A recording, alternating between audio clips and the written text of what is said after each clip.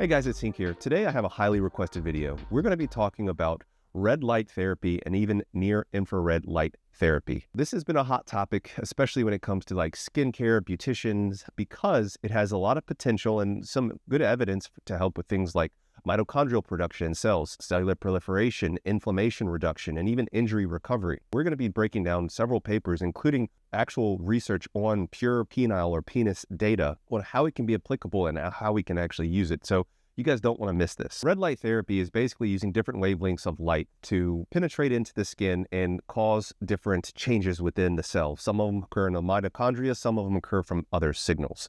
But because of some of these encouraging data, it's actually caused scientists to actually do some research with this. So the first paper we're going to talk about is titled Light Emitting Diodes, so LED as a potential therapy for erectile function. So guys, in this study, just a little bit of background. So here's one of the excerpts from the introductory section. They say light emitting diodes, LED, in some spectral range is able to irradiate cells without overheating for its low energy consumption and able to enhance mitochondrial metabolism, intracellular energy transfer, and thereby cellular proliferation and tissue regeneration. Cellular proliferation and tissue regeneration are two potentially big things that we could use and apply this for everybody that cares about penile health or trying to make your PP bigger. So what they did is they had different groups of mice. In the first mice, they didn't basically do anything with, it's the control mice, okay? Or they had a sham or a fake operation. In the second group, they actually caused cavernous nerve or injury to the nerve of the penis in these mice and then applied heat. In the third group, they had the nerve injury and then applied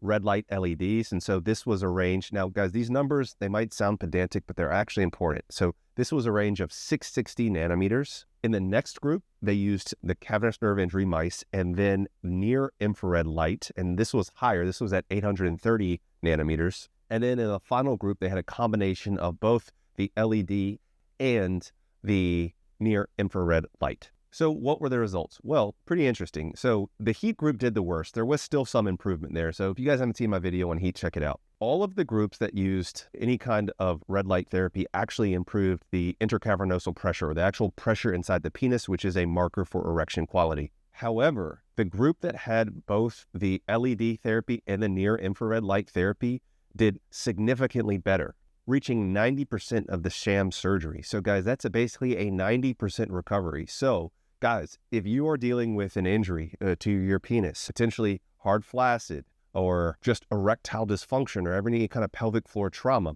number one, talk to your doctor. Okay, I'm a clown in a mask. But also, you should consider potentially red light therapy or this near infrared light therapy. We're going to talk about that, but just major recovery implications here. All three of the groups that used red light therapy had improvement in the actual nerve regeneration. Now, guys, specifically, they looked at certain markers of nerve regeneration, smooth muscle cell health, and even nitric oxide, okay? And this was including things like neurofilament 1 and NNOS in the cavernous tissue, and even things like S100 and other like axon markers for like nerve function. And what you see in the groups that got, especially the combined therapy, there was a significant improvement in all of those markers. They actually have an explanation as far as the mechanism that was actually occurring, causing this improvement. Now, guys, I've kind of quibbled with people back and forth, but they even have markers of increased angiogenesis or blood vessel proliferation. So increased blood vessel proliferation can help get blood where you need it to go and help recovery. And what they saw in this study was increased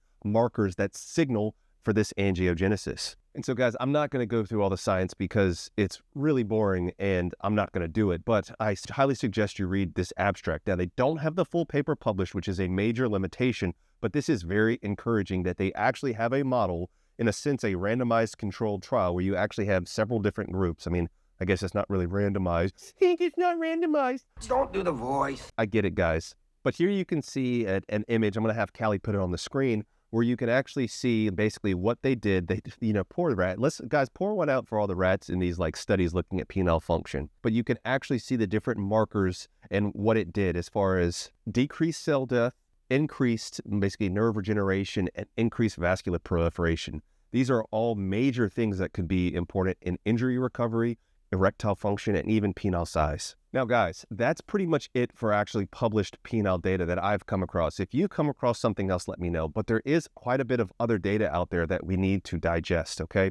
So we're going to start looking at some dermatologic articles. I'm going to have Callie put 2 articles up on the screen here, okay? They're actually done very, very similarly. So what they did was they used human dermal fibroblasts or skin tissue, and they used basically red light LEDs, and they also used the near infrared light. So once again, at 640 and 830 nanometers respectively. And they did this for basically 10 minutes a day. And what they found in both of these studies is that you had increased in collagen production and increased in elastin. Guys, if you haven't seen my video on the importance of elastin, please check it out. So basically what it's showing is that you can have collagen proliferation, but also, guys, too much collagen deposition leads to fibrosis. And so if you just have collagen, that could potentially be a bad thing. But because the elastin is being proliferated as well, you're also getting stretchier as well as stronger tissue. But this got me thinking, guys, I don't know that collagen proliferation is actually what we want. Now, there's certain things like, guys, I have a video on like the stretch stimulus and how that leads to collagen production, but increased collagen production is going to increase your strength of your tunica. The stronger, the thicker the tunica, the harder it might be to expand. So I wanted to do some more research, and I came across this amazing summary article here. Callie's going to put the links to all these papers in the description. So guys, leave a big thumbs up on this video for Callie and support him in the links in the description as well. But guys, I've talked about this before. There's something called matrix metalloproteinase. And what that does is it actually breaks down the extracellular matrix. Okay, what the hell does that mean? Well, guys, you have your tunica, okay? The fibrous lining of your penis that's actually responsible for it getting rigid. And so you have your extracellular matrix. Let's just say it's like this. What MMP does, or matrix metalloproteinase, is it actually allows to like break down those essential collagen bonds, and it can allow you to have more stretch, more growth. In theory, for all of my guys that are looking at enlargement, you would want to have an increased MMP activity, not a decreased MMP activity.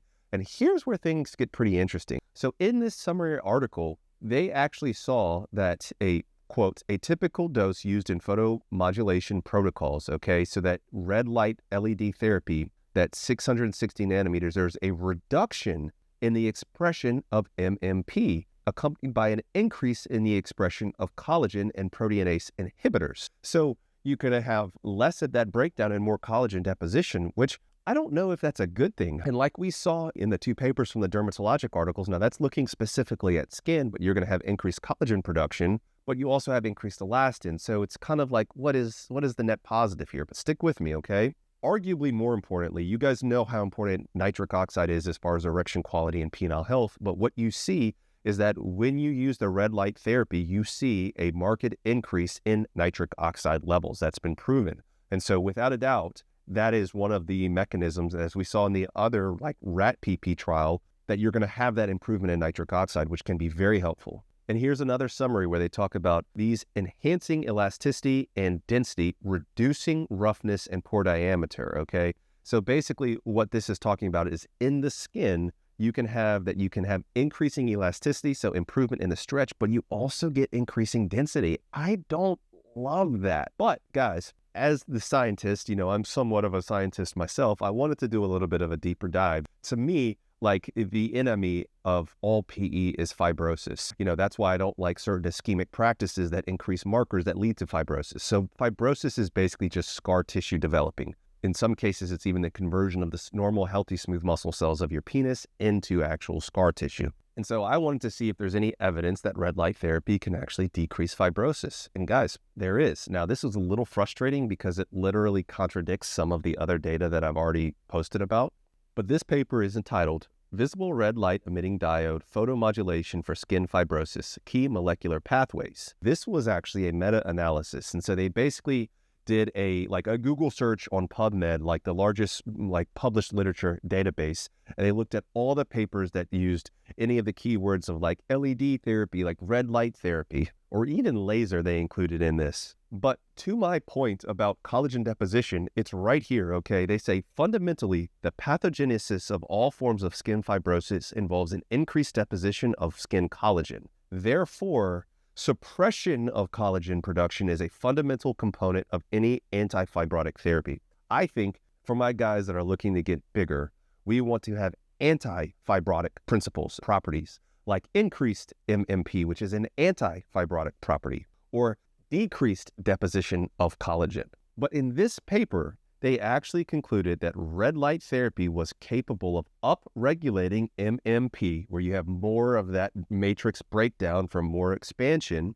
while down-regulating tissue inhibitors of MMP. Now, guys, I'm quoting this study. This suggests that red light might not only decrease collagen production, but also change overall extracellular matrix remodeling profile. That is literally what we want. We want to remodel our tunica to allow it to grow and expand. They included some pretty cool pictures about basically how this fibrotic process occurs. You have the fibroblast that leads to collagen deposition. You guys can see the pictures on the screen. I'm not going to break all that down for time's sake.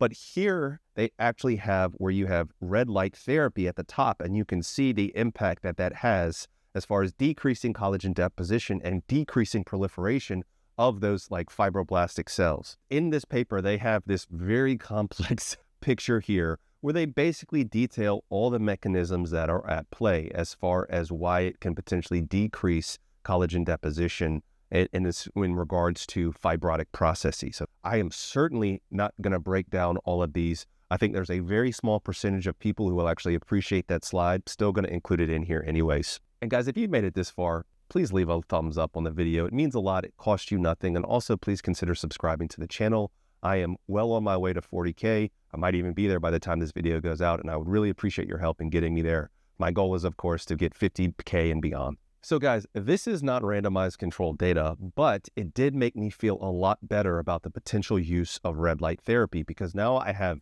this paper that at least says, actually it could help increase matrix metalloproteinase, and the rat data showing that it helps with penile nerve function, erection quality, recovery from injury. Combining those things, it's making me feel a lot better about the potential for red light therapy. Now, guys, I like to give credit where credit is due, even though it's really frustrating that oftentimes I see people synthesizing and processing a lot of the information on the different subreddits and they fail to give me credit, but that's okay.